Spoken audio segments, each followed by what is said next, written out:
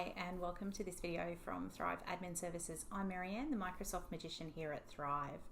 In this video, I'm going to be showing you how to use the Developer tab in Microsoft Word, which is a great way for you to create forms and checklists in Word with tickable checkboxes, fillable text fields, and drop-down lists. So let's get started. First thing to be very clear about is that in order to work with the Developer tab to create forms using checkboxes, text boxes and drop-down lists, you need to have the Developer tab activated, and you cannot do that in Word on the web, so you will need to work on your desktop version. The second thing to note in this video is that I am working on a Mac, so some of my buttons and the way that I do things are a little bit different. So I'm going to show you how you would activate the Developer tab in a Mac, and then I'll explain how you can action, and I'll share a link to how you can add or customize your ribbon on a PC. So for a Mac, we go to System Preferences or App Preferences.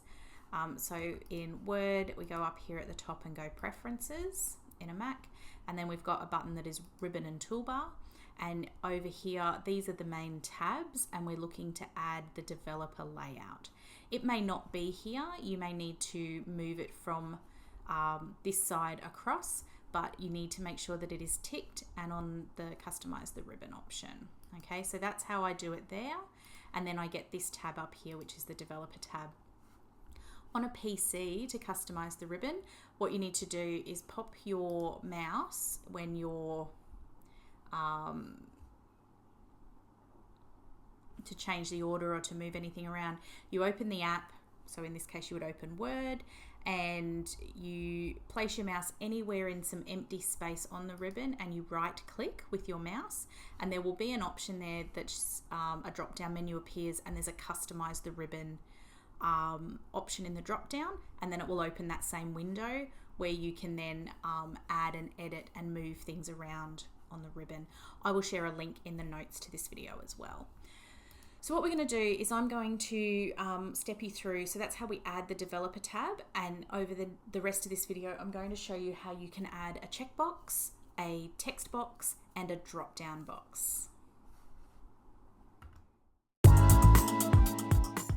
Within the developer tab, and we're going to be working with these three options here: a text box, a checkbox and a combo box. So our first stage is we're going to create a checkbox. Now this is a really handy thing if you're wanting to create a document, or you're working in a document in Word that you would use as a checklist. It might be for client onboarding, it might be for delivery of information or project tracking, or even just for your own internal systems for, you know, making sure that you've done everything when you go through an intro call, etc.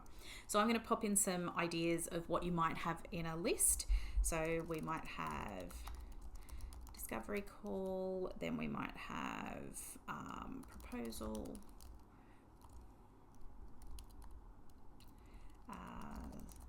service agreement, invoice deposit,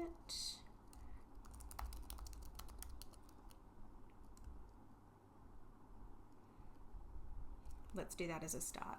So what I'm going to do is this list, so sometimes you would make that a bullet point list, or you might draw a shape if you go insert and shapes.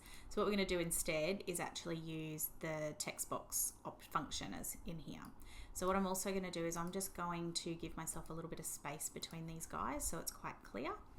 Now, from my developer tab, I'm simply going to hit the checkbox. So I've got my cursor where I want it, and I'm going to hit checkbox, and we've created, so you can see the shading, so that this shading button will highlight what is one of the developer options.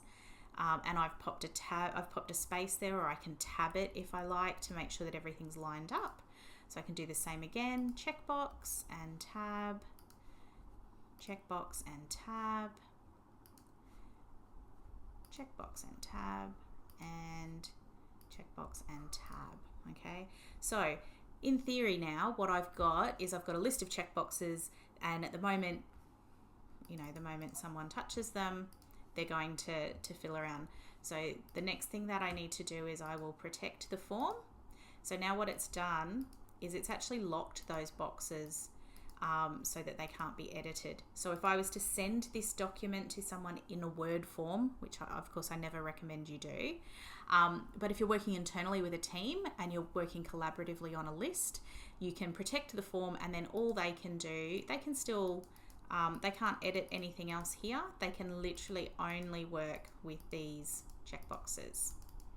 So that is how you add a checkbox and lock it so that people can't then muck around with it. Is have a look at another great option with Developer is being able to create text boxes. So this is a really handy one if you're working collaboratively with a team, or if you're sending a form, you want to send a form to a client where they can provide you with some information. It might be about exactly what they're looking for in their project with you, or a little bit about their business, or if you're doing social media perhaps with a client and you want to get an idea of some specific topics or content or how they would describe themselves, those sorts of things. You can create a form in Word using the text box field, which means they can type free text in. So again, we've got our shading highlighted, and I'm going to pop it in as though it would be a question. So it might be something like, tell me a little bit about your business. Okay, and then when we hit enter, I'm now going to pop in a text box. So you can see it's one of these flat fields. Again, I've got my shading highlighted so we can see what that is. So if I click on this, you can see it's got a maximum length of unlimited. I can change the length of the form, and I can actually format the text for them. So it doesn't matter what they type, it's going to treat it. So we might make it title case. You can run a macro on it if you like. I don't work with macros, as you know, and you can add help text as well. So what this means is that you can type your own, and you can say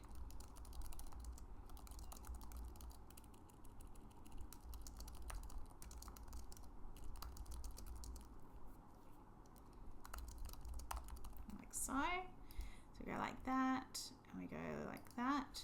So again, as before, if I take the shading off, you won't see it. But if I protect the form, literally all that I can do is now I can go back and type these, and then in here I can type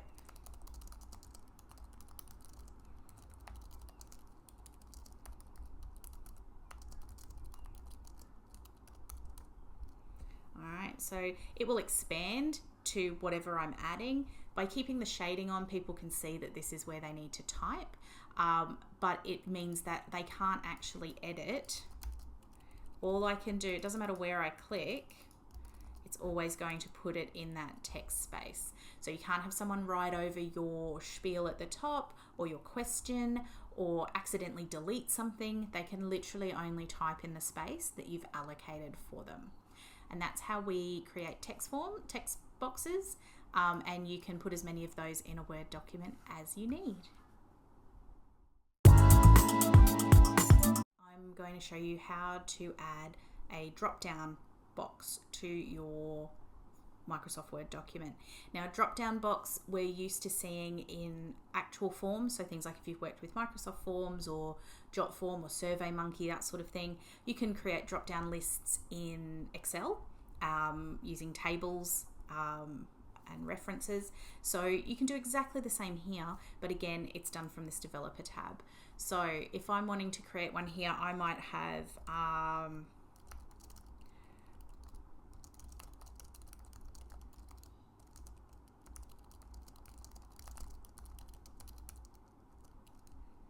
okay, so we're going to do that, and I'm literally going to pop it at the end of this sentence here. So I'm going to hit this one, which is combo box, and we're going to click that, and it's popped this in here. I'm now going to click on it, and so what we can do now is we can literally create whatever list we like, and we can do that in whatever order we like. So I'm just going to do it as states of Australia, so Queensland,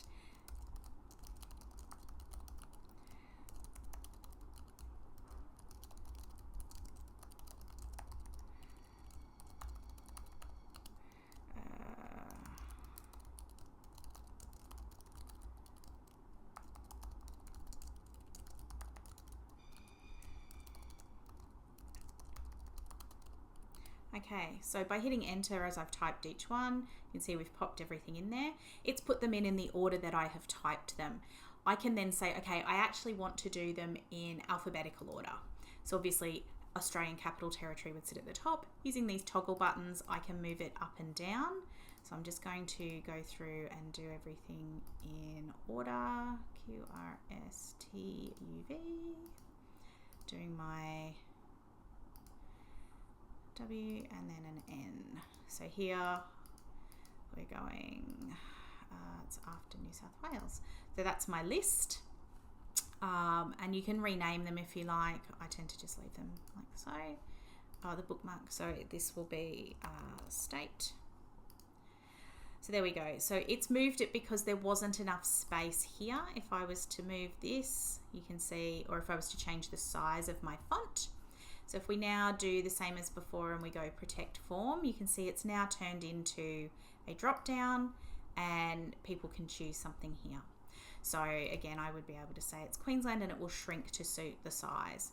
This is a really handy tool if you are looking for people to give you very specific information. So you want them to choose a particular program that they work with, or you know, yes or no, or I mean, you can do that with a checkbox, but it's handy sometimes if you've got a yes, no, maybe, and then if you chose maybe, you can make a text box.